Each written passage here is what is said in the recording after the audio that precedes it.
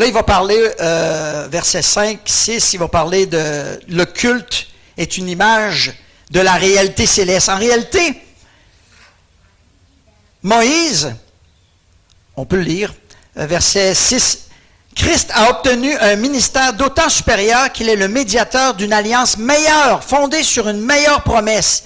S'il y a en effet, la première alliance avait été irréprochable, il n'y aura pas d'autre alliance. On est d'accord? Ancienne alliance, nouvelle alliance. Si on parle d'une nouvelle alliance, c'est parce que la première ne fait pas le job. Hein? Sinon, on ne changerait pas pour changer. Puis là, on va préciser les grandes différences à partir du verset 8. C'est bien en effet sous la forme d'un reproche que Dieu dit, « Voici que les jours viennent, dit le Seigneur, où je conclurai une alliance nouvelle alliance avec la maison d'Israël et la maison de Juda. Ce ne sera pas comme l'alliance que j'ai traitée avec leur père, l'ancienne alliance, le jour où je leur ai pris par la main pour les faire sortir du pays d'Égypte, puisqu'eux-mêmes n'ont pas persévéré dans mon alliance. Moi aussi, je ne me suis pas soucié d'eux, dit le Seigneur. Or, voici l'alliance que j'établis avec la maison d'Israël. Voici la nouvelle alliance sur quoi elle se base. Après ces jours, dit le Seigneur, je mettrai mes lois dans leur intelligence et j'inscrirai aussi cette loi-là dans leur cœur. Ça, là, c'est différent, là. Là, on est en train de dire que Dieu va inscrire dans nos cœurs sa loi. Mais nos cœurs, là, c'est des cœurs de pierre. C'est pas des cœurs de chair. Puis Dieu va prendre ces cœurs de pierre-là, puis il va les mettre un cœur de chair, puis il va inscrire sa loi dedans. Puis il dit en plus qu'il va mettre ça dans notre intelligence. Renouvellement de notre intelligence. Je serai leur Dieu, ils seront mon peuple. Personne n'enseignera plus à son citoyen, ni personne à son frère en disant « Connais le Seigneur ». En effet, tous me connaîtront parce que Dieu va habiter dans nos cœurs. L'Esprit de Dieu va venir habiter dans nos cœurs. Depuis le plus petit jusqu'au plus grand d'entre eux, car je leur ferai grâce de leur injustice, et je ne me souviendrai plus de leurs péchés. Il va nous pardonner nos péchés. En appelant nouvelle cette alliance, il a rendu l'ancienne caduque d'une certaine manière. Or, ce qui est ancien est vieilli. Or, sur ce point, est sur le point de disparaître. La première alliance, le souverain sacrificateur, c'est ce qu'on explique dans le chapitre 9, venait une fois par année dans la présence de Dieu. Plaider d'abord pour lui-même et pour le peuple, pour le pardon des péchés. Mais il n'était pas sorti de là qu'il recommençait à pécher. C'était ça le problème. Le problème, c'est comme vous avez des mouches dans la maison, vous les tuez, mais ils n'arrêtent pas d'en rentrer. Il faut trouver le trou pour boucher le trou, qu'ils arrêtent d'en rentrer. Mais le problème là, de l'homme, c'est le cœur. Le cœur de l'homme est tortueux par-dessus tout, dit Jérémie. Qui peut le connaître? Dieu opère un changement de cœur. Puis là, il va mettre son esprit en nous, puis il va inscrire sa loi sur ce cœur-là. Mais le souverain sacrificateur rentrait une fois par année dans le lieu très saint, puis il plaidait pour lui-même et pour le peuple. C'est ça qu'on explique dans le chapitre 9. Verset 7, chapitre 9. Seul le souverain sacrificateur pénètre une fois par année, non sans y présenter du sang pour lui-même et pour les fautes du peuple. Le Saint-Esprit montrait par là que l'accès du Saint des Saints n'est pas encore ouvert tant que le premier tabernacle subsistait. C'est une figure pour le temps présent. Elle signifie que les dons et les sacrifices présentés ne peuvent amener à la perfection sous le rapport de la conscience, celui qui rend ce culte. Même si on répétait année après année ces sacrifices-là, le cœur de l'homme ne changeait pas. On continue à voir la même nature d'une certaine manière. Ce sont là des ordonnances charnelles relatives seulement à des aliments, des boissons et des diverses ablutions et imposées jusqu'à un temps de réforme. Mais Christ est venu comme souverain sacrificateur des biens à venir. Il a traversé le tabernacle plus grand et plus parfait qui n'est pas construit par des mains d'hommes, c'est-à-dire qui n'est pas de cette création. Christ est allé devant le Père dans le ciel, dans la vraie présence de Dieu. Moïse, lui, a construit un tabernacle selon le modèle que Dieu lui a donné, avec des clous, des broches, puis des toiles, puis du bois. Jésus est allé dans la présence de Dieu, dans le vrai tabernacle.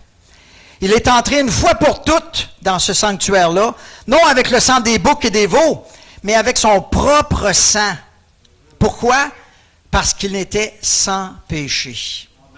Rappelez-vous, on offrait les bêtes qu'on offrait, les veaux et les boucs, qu'on offrait, devaient être sans défaut, sans tache. C'est arrivé avec un veau, avec une patte cassée, ça ne passait pas. Donc, Jésus vient se présenter comme l'agneau offert, sans défaut, sans tache, mais avec son propre sang. Combien plus le sang du Christ, qui par l'Esprit éternel s'est offert lui-même sans tache à Dieu, purifiera-t-il notre conscience? Voyez-vous, le sang de Christ vient toucher notre cœur, notre conscience. L'autre, là, c'était juste en superficie. Lui vient toucher notre cœur.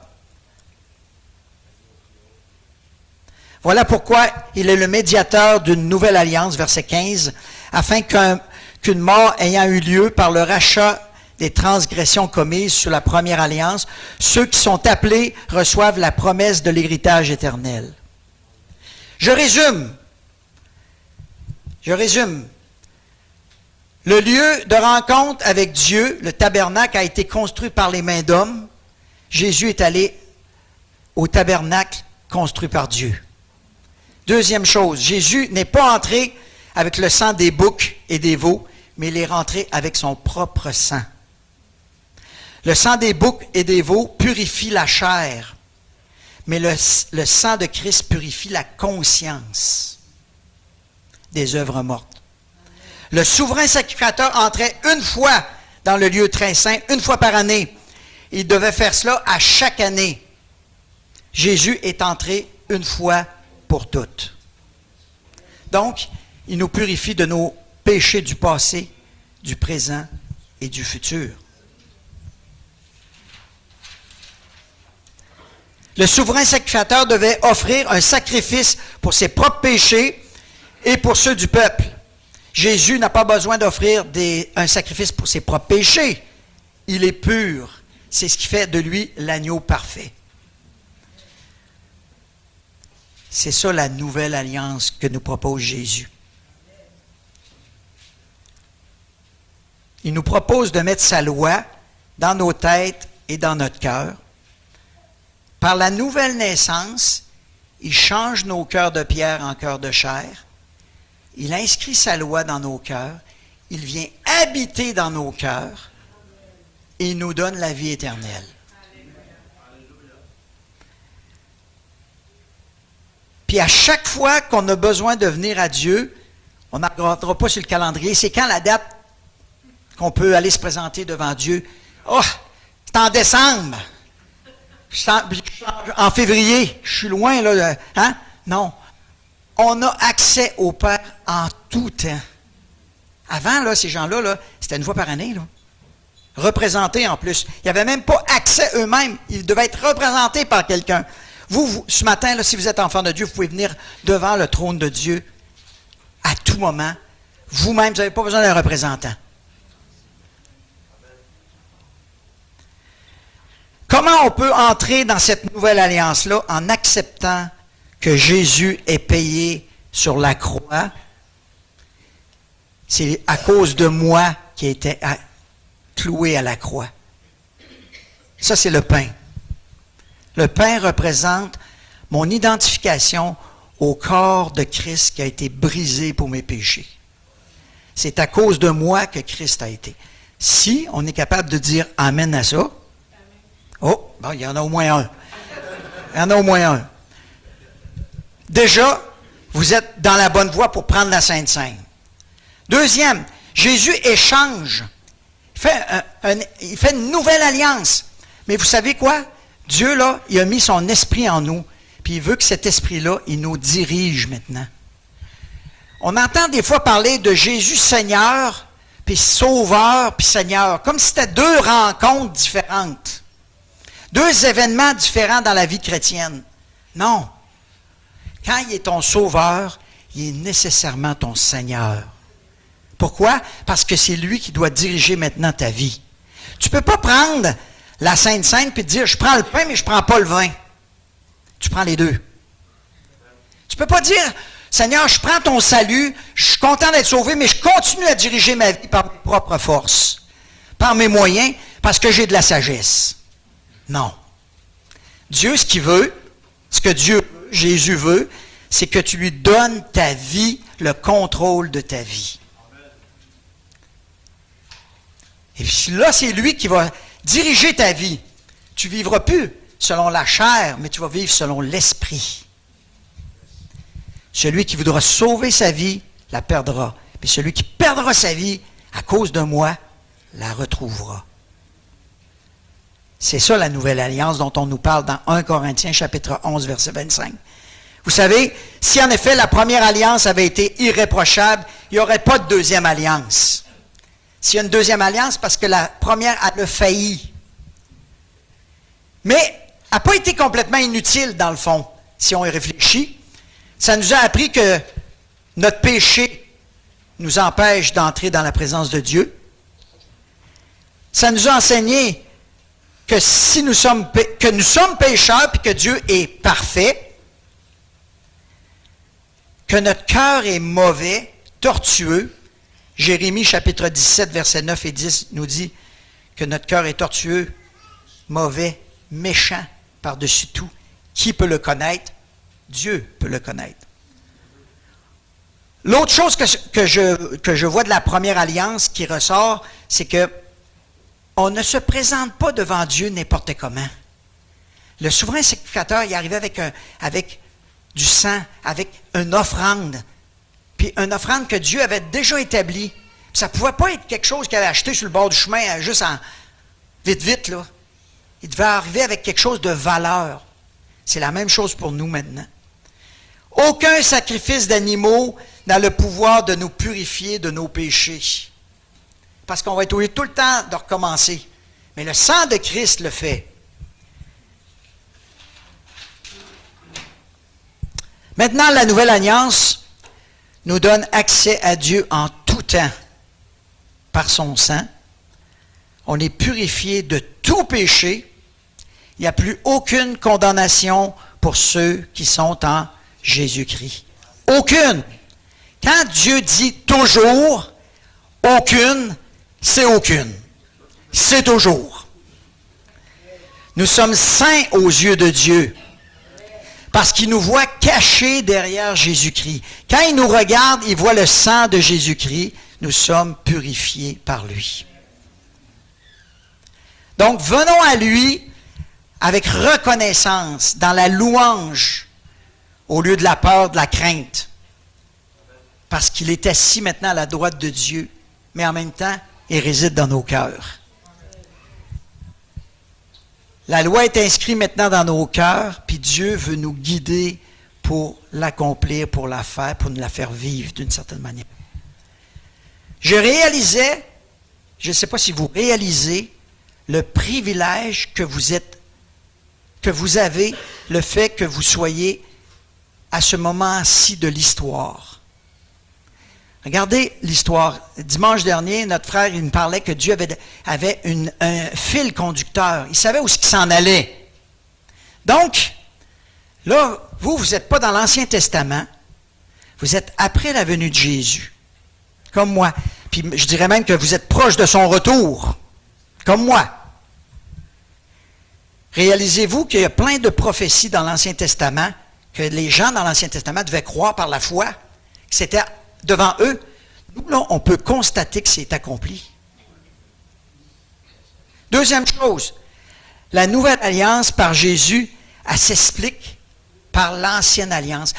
À la place où on est rendu, on est capable de comprendre le sacrifice de Jésus en regardant l'ancienne alliance qui n'a pas marché. Ça, c'est un autre avantage qu'on a sur ceux qui sont nos prédécesseurs. Nous avons devant nos yeux des signes du retour imminent de Jésus-Christ. Donc ça nous confirme qu'on est dans le plan de Dieu au niveau du temps. Vous savez, Internet, les communications, vous savez aujourd'hui ce qui se passe en Israël, en Iran, en Russie. Il y a 100 ans, là, ils savaient à peine ce qui se passait dans le village. Maintenant, vous avez l'information mondiale. Vous êtes capable de suivre Dieu et son plan sur l'échiquier mondial. C'est un privilège d'être dans cette période-là. Puis je pense que, honnêtement, on va être jugé plus sévèrement. Parce qu'on a plus de raisons de croire. Puis si on ne croit pas, on va être jugé plus sévèrement. À celui que nous avons, que dit Dieu, à celui qu'on a confié beaucoup, on exigera beaucoup. Donc, ce matin, on va s'approcher du trône de la grâce en réalisant le privilège qu'on a de pouvoir communier avec son corps et son sang.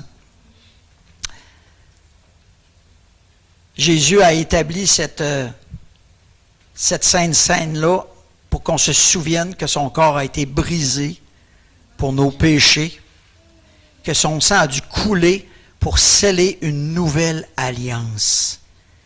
Puis là, on vient de voir tous les avantages de cette alliance-là. Je vais inviter ceux qui sont désignés pour la distribution. On va jouer un chant pendant la distribution.